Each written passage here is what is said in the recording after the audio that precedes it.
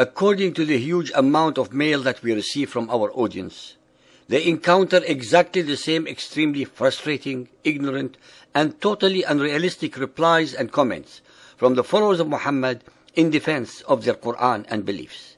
Hence, I would like to recite two very apt examples that are relevant to this chapter. In Bukhari Hadith volume 2.667, narrated by Abis bin Rabi'ah, Umar ibn al-Khattab came near the black stone and kissed it and said, "No doubt, I know that you are a stone, and can neither benefit anyone nor harm anyone. Had I not seen Allah's Apostle kissing you, I would not have kissed you." It is very revealing that although Umar knew that the gesture was empty and false, he nonetheless copied Muhammad in kissing the stone. Just like Umar, most Muhammadans follow blindly and unthinkingly their leader in their shameful practice of venerating what was and continues to be a pagan ritual, as well as all the other practices, thoughts, and deeds of Muhammad. Furthermore, to explain away the incompatibilities of the stories as depicted in the Quran vis-à-vis their originals in the Bible, the earlier Muhammadan scholars in general alleged that the people of the book, the Jews and the Christians, had altered, corrupted the meaning and or interpretations of their holy books. Unfortunately, his later followers, because of their enormous frustration in trying to reconcile these irreconcilable differences, started the process of character assassinating the holy books of the Jews and Christians by alleging that their texts were actually perverted, altered and doctored at least 1,000 years before or even after, just to deny Muhammad and his Quran their rightful position as a prophet and scripture of Allah. Besides being a preposterous and disgusting allegation, neither the Quran nor any of its followers can substantiate any of their uncorroborated, hate-mongering, asinine, baseless, desperate, and infantile allegations.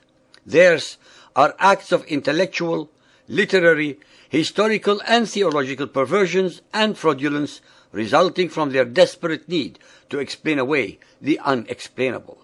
Nonetheless, these allegations have become part and parcel of their dogma, justify them to slaughter, dispossess, plunder, subjugate, or force into conversion the people of the book.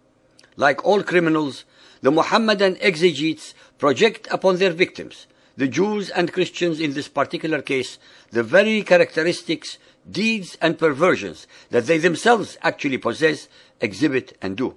It is, after all, easier to claim that one's opponent is a fraud without ever having to prove that they are. The word used by Muhammadan writers for this supposed corruption or alteration of the sacred scriptures of the Jews and Christians is tahrif. What is actually astounding and contrary to these allegations is that it is the documented fact that most of the early Muhammadan exegetes understood tahrif to mean altering the meaning, but not the text of some of the biblical verses. It was Ibn Hazm 994 to 1064, born in Cordoba, Spain, in his Al-Fisal fil Al-Bilal wal-Ahwa wal-Nihal, who carefully built a case for the verbal corruption of the biblical text because he could not accept that the Quran could ever possibly be wrong. In psychology, this is called projective identification, whereby the criminal accuses his victim of his own intended criminal action.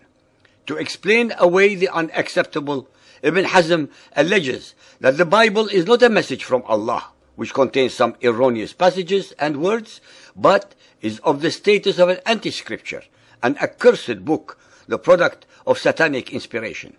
His conclusions marked a departure from the prevailing opinion before his time and was followed by subsequent writers only with careful qualifications. Although the majority of later polemicists rejected Ibn Hazm's conclusions as extreme, by the strength of his argumentation he influenced all subsequent polemical literature. I gave these two examples as an illustration of the incredible power of belief in denying facts, reality, logic, and intellect. Our listeners must appreciate that if many of the most educated scholars of Muhammadan Islam could subscribe to such embassy logic, how can we blame the mostly unlearned and generally unthinking ordinary men and women followers of Muhammad in believing otherwise? Their only escape from reality is denial, denial, denial. Even when you quote to them chapter and verse of their own scripture, because admitting to any of our revelation is tantamount to religious suicide. That is why, when our audience or ourselves have a discussion with a follower of Muhammad, it has to go through the following sequences. We are first accused that we do not read, write Arabic, and hence cannot possibly know what we are discussing. When we point out that our mother tongue is Arabic, and that we do read and write it, they go to the next line of defense. It is not good enough to read the Quran, because you must study it. We inform them that we have. Have you studied it at the hands of a Muslim scholar who would explain to you the hidden and elaborate meanings of the verses? We do not need anyone else to explain the meaning of the verses of the Quran, since we are reading it in our own mother tongue.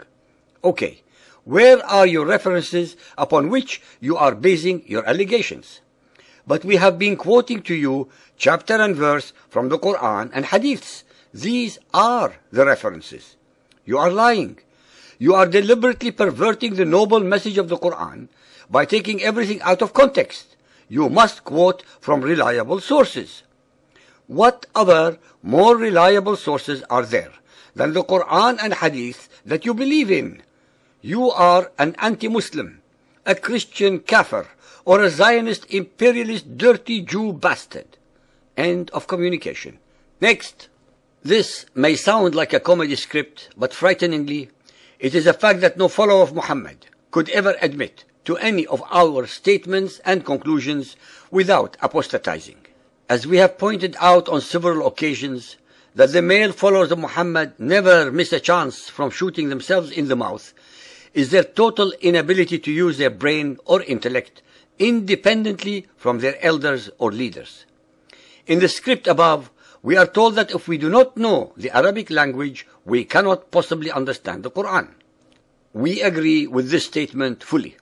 How then can the same followers of Muhammad brag that it is the fastest growing belief on earth, when in reality, and in fact, over 1 billion of the 1.3 billion followers of Muhammad do not understand Arabic, and especially the Arabic of the Quran? Under what category are they? Kafirs, ignorant Muhammadans, imperialist agents, tools of Zionists? Can they in fact be even considered Muslims? Hence, their first, foremost and only line of defense is obliterated, leaving them nothing more than circular and hence endless illogic to try and defend the indefensible. As we have mentioned before, that a belief is not merely an idea that the mind possesses. It is in fact an idea that totally possesses the mind. Hence, it is almost impossible to get through to people who are too scared to listen, lest they have to discard all their views on Muhammadan Islam. In conclusion, talking to the followers of Muhammad is exactly the same as Umar ibn al-Khattab intoned, like talking to the black stone.